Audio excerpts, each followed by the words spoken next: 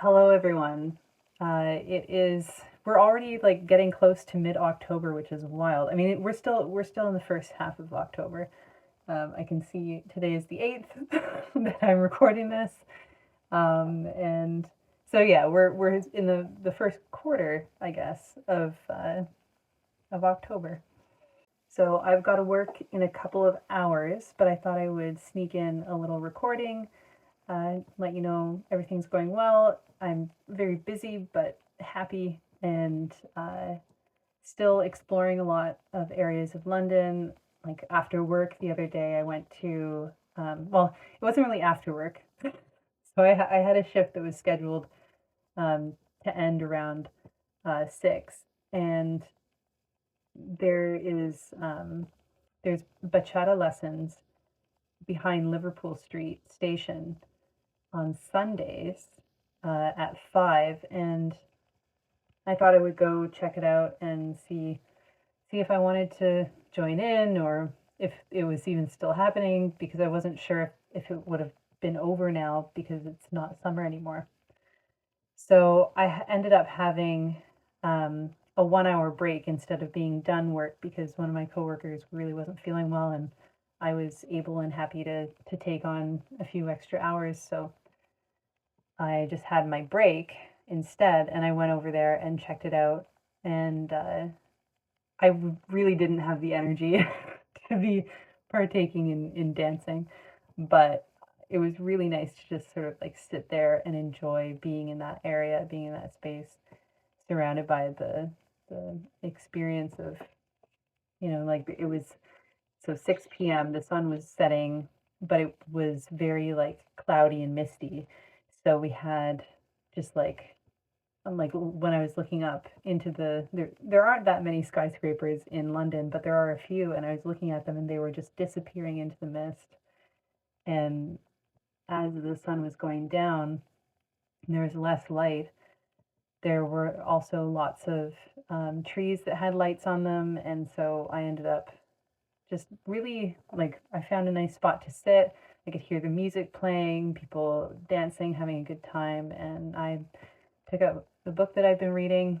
I've finally, after ages of having heard of The Power of Now, I've started reading it. And so far, I have only really read the first like couple of chapters, and it's very much in line with things that I've already kind of learned from other places. So nothing is really like mind blowing for me at this point, though I imagine a younger version of myself probably would have been pretty like mind blown. And it's I guess it's just kind of like nice to have a reinforced idea of um, knowing that this is spoken to a lot of people and that it is kind of foundational to a lot of my personal experience. So that's kind of cool, nice and validating. I feel less weird. Um, I also, when I had a day off last week, and I decided to, with my day off, it was so I had Saturday off, and it was a really sunny, beautiful day, and I thought I knew that I was going to be able to like cycle up to Epping Forest um, from North London. So I did that, and it was quite a long cycle, but it was a really enjoyable one, and I made lots of stops along the way. I cycled along the canal for quite a bit of it, and I stopped at like there's a little cafe on the canal that I guess a lot of people who live on boats in the canal will like go there, and it's really like a community hub. I thought that was really cool. The people there were really friendly. There's a piano there. There's two guitars, a couple of dogs. um,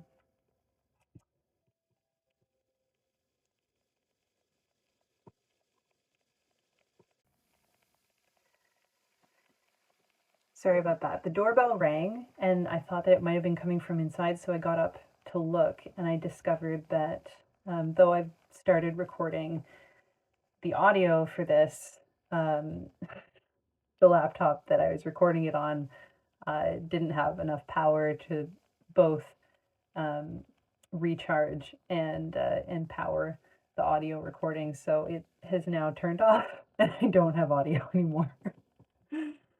So lesson learned. Next time I will make sure that I have charged the devices that I need in order to record audio properly um, before I start doing the podcast or journal update. I'm not really sure what to call this, but little little video diary for friends and family and interested folks, I guess. I'm not really sure why you would be watching this if you weren't friends or family, to be honest. Unless you've like discovered my music and poetry and you're just so in awe of, all of the natural talent that I have and just want to know what kind of person I am and what I'm up to. Maybe. Anyways, so yeah, I went out to Epping Forest. Along the way, I saw the cafe. I spoke with some people. I wandered through along I sat on the edge of the canal and read, and um, I I cycled through a lot of green spaces that I hadn't really explored yet. I went to, I cycled through, what is it, Chingford, something like that. And there's like this beautiful, huge cemetery there. So I went through that and sat, and I started thinking about my own death and sort of, wishes and, final words and things like that. And I started trying to write a poem, but it wasn't really coming out the poetic. Like I was forcing it too much.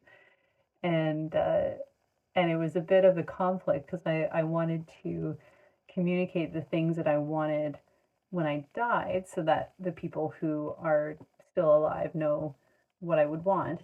But then also making it this sort of like poetic view of life and death and cycles and rebirths and all of that kind of stuff.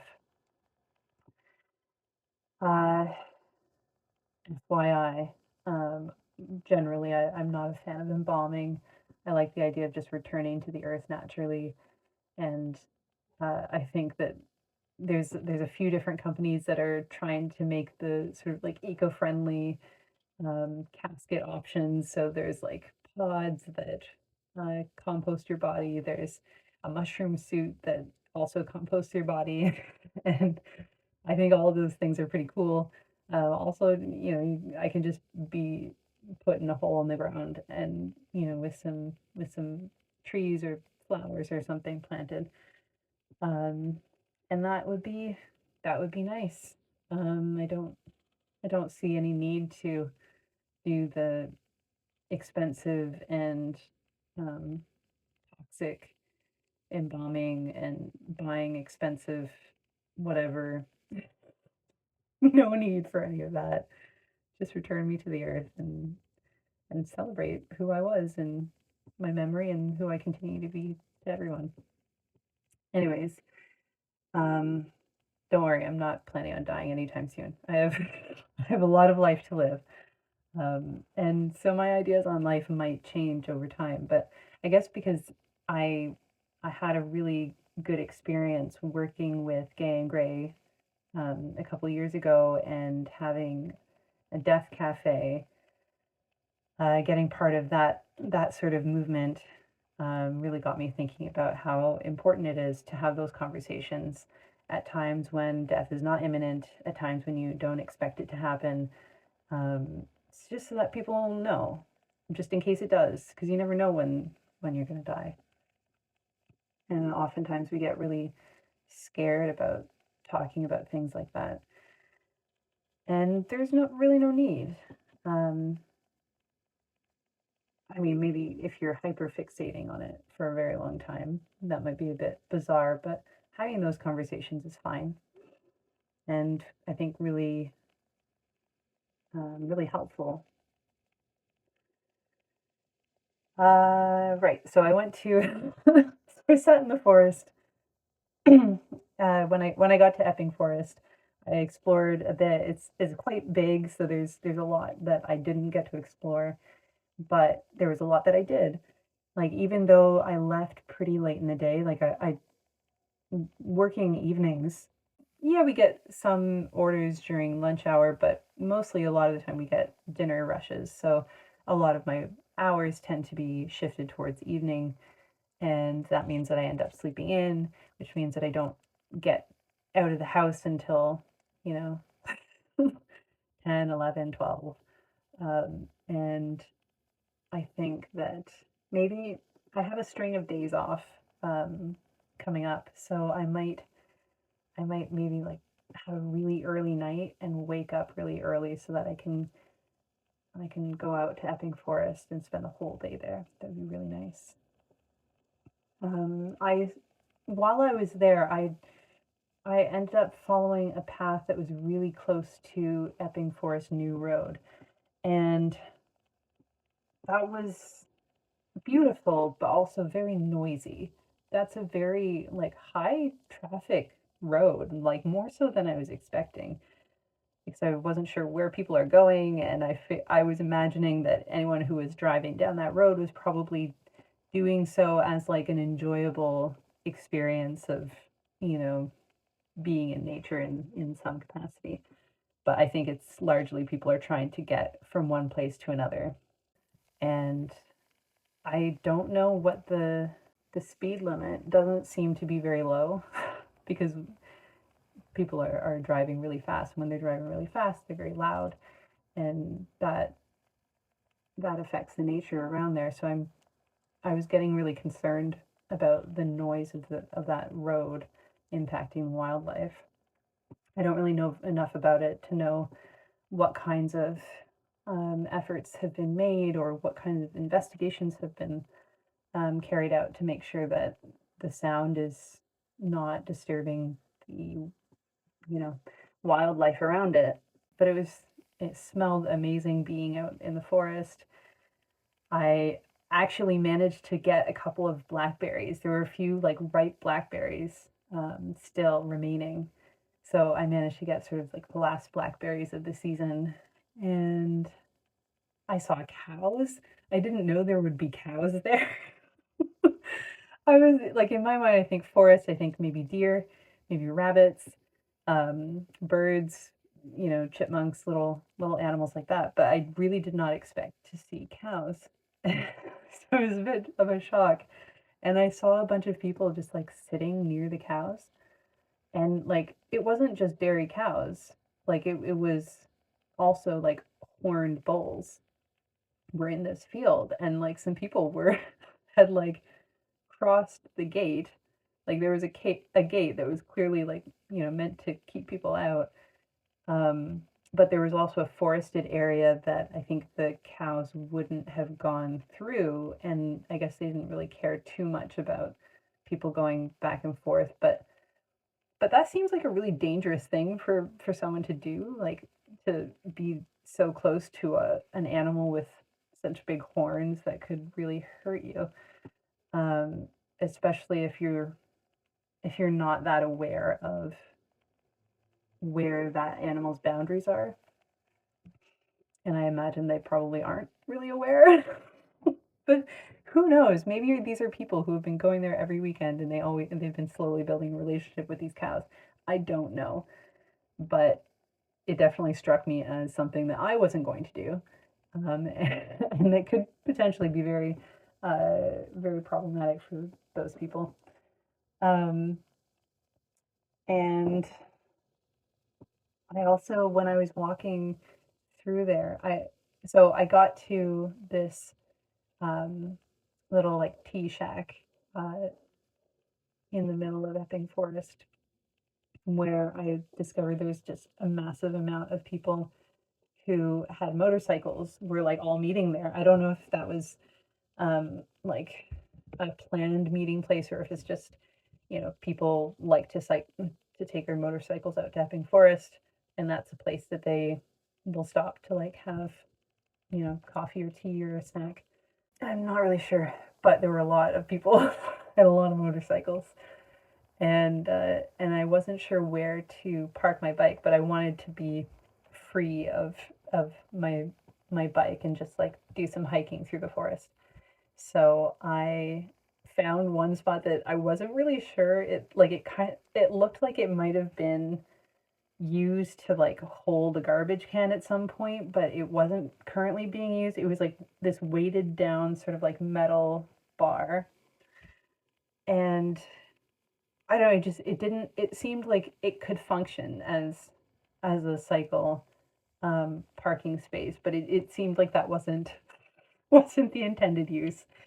So I turned to the person who was standing next to it and was just like, "Hey, do you think it's okay if I like park my bike here for a little while?" And this person was sort of like this what how do I describe this person? Uh Maybe slightly taller than me, sort of bearded, pretty like I don't know, like thick guy with um like a sweater and like a newsy cap and like glasses. So very like cozy British older man vibe was the vibe that I was getting, and uh, and kind of reminded me of the actor in Shaun of the Dead who plays like the friend who ends up turning into a zombie and they stay friends anyways by the end. Um, that actor kind of reminded me of him. And anyway, so we're chatting a bit. It turns out um, that he also was like a motorcycle person, and often for many years would would drive out to Epping Forest, and in his youth or when he was younger, I'm not sure what the time period was, but it seemed to be like a while ago. Uh, he used to live in like I think North London and cycle up um, just on nice weekends, just like I did, and um, got to know the forest really well. So I asked him, where he would recommend me to go and sit my little like packed lunch down and you know eat and enjoy the last bits of sun because at this point at this point it was like 3 in the afternoon, something like that. So I only had a couple of hours of good solid sun left, and so he pointed me in the right direction. Was like, there's a spot over, if you go down this way and turn, then you can get to a space where it really opens up and it's very sunny, and you can see really far out. It's like, oh, that's cool. So I followed the path and I got to. It was right opposite a pub and or like an I think it might have been like an oyster restaurant. I don't know. It was like a big house, restauranty kind of vibes, pub vibes, and across the street from that was a parking lot, and then like the summit of a hill that overlooked this valley, and so you could see like miles into. I'm not really sure well, I guess it was probably more or less towards part of London because there was some like residential areas that you could see. It was west-ish, um, and yeah, it was really beautiful. I sat there and ate for a little bit, and there was this group that came up. I'm not sure what language they were speaking, but it seemed there was an air of reverence, and I was a little bit like curious about what was going on. So I ended up after watching them for a little bit, I ended up asking someone who seemed to be a part of the group but speaking English. I asked what was going on, and it turns out that was their spiritual leader, and I didn't really ask more questions. I probably could have, but I think I was just kind of happy with knowing that that was what was going on, and I had a mild discussion about the importance of nature and that being something that was being discussed, uh, and the reason that they were meeting out in Epping Forest was the importance of nature in spirituality. So yeah, I was like, yeah, yeah, it is. It's probably the most most foundational element is connecting with nature, um, or at least one of the most reliable ways to find that spiritual place within yourself is connecting with nature.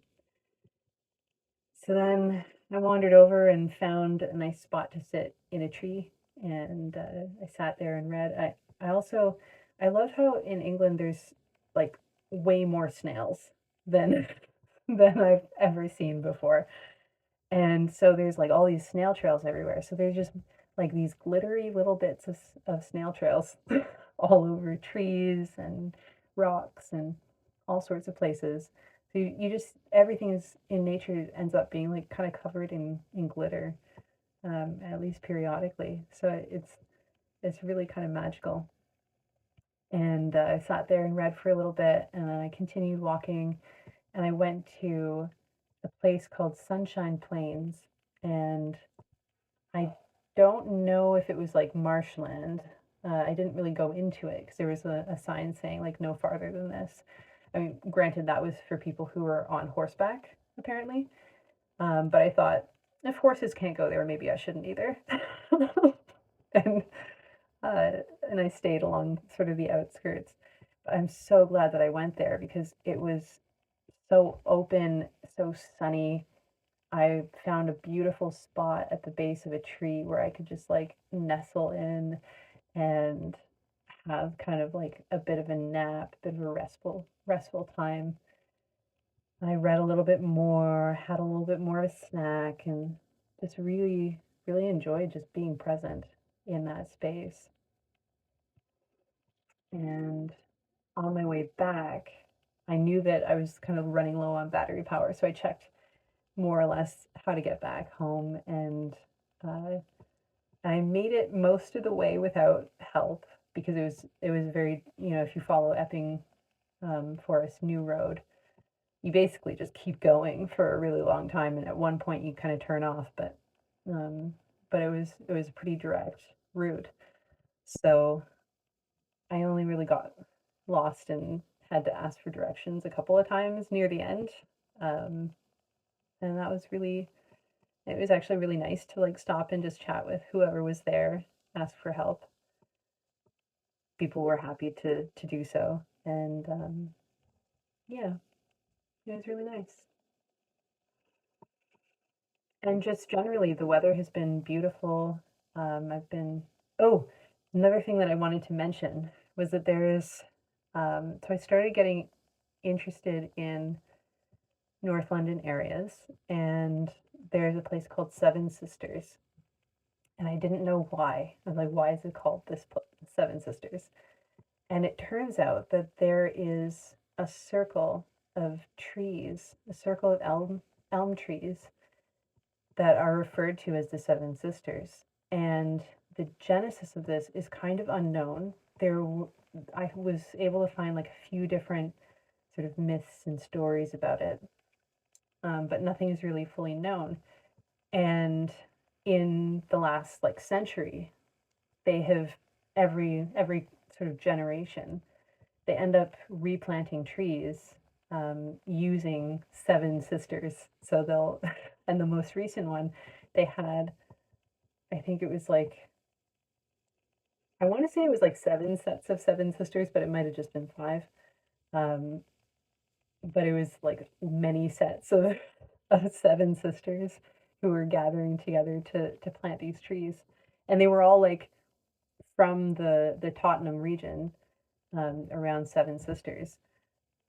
I just thought like how frequent, like how many people are out there just being like, we gotta have seven daughters, you know, so that they can be the next Seven Sisters.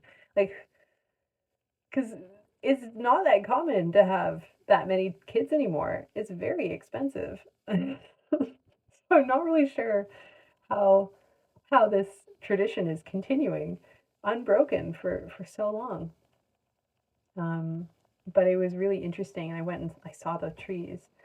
And what I thought was especially interesting was that there were reports that maybe like 100 or more years ago, there had been a walnut tree in the middle of the elms, right in the middle. and then all the elms around it. And there, it was mentioned that walnuts were brought over by the Romans, and because initially there was this idea that that this was part of sort of Celtic, um, like Druid ritual. And what kind of occurred to me is that what I've noticed, especially in the UK, is that sacred sites, particularly pagan sacred sites, were then reused by Christianity. So typically there will have been a holy space, and then Christianity will come in and put their holy space on that holy space, And so the idea of this like Roman walnut tree being placed right in the middle, it's like a sort of is a it's a dominant, like, I disrespect your sacred rights, and I'm putting my power in the middle of that. So that's something that kind of interests me. I don't know what the real story is, but if that's all kind of true, I can see that as being sort of sacred warfare.